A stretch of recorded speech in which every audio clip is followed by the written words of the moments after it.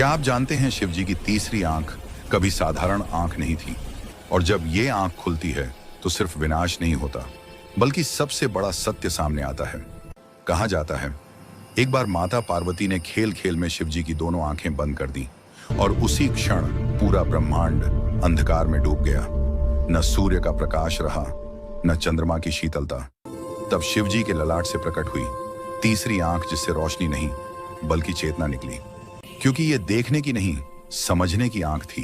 यही कारण है कि इसे ज्ञान नेत्र कहा जाता है।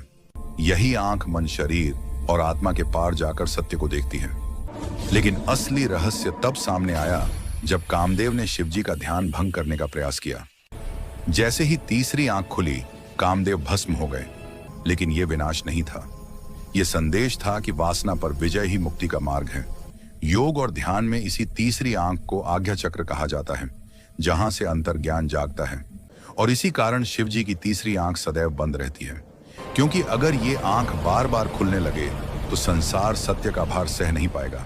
पर शास्त्रों में संकेत मिलता है कि कलयुग के अंत में शिव जी की तीसरी आंख फिर खुलेगी, और तब विनाश नहीं होगा बल्कि झूठ का अंत होगा। सबसे बड़ा सवाल यही है, जब वो क्षण आएगा तब क्या हम उस सत्य का सामना कर पाएंगे, या सत्य हमें ही भस्म कर देगा।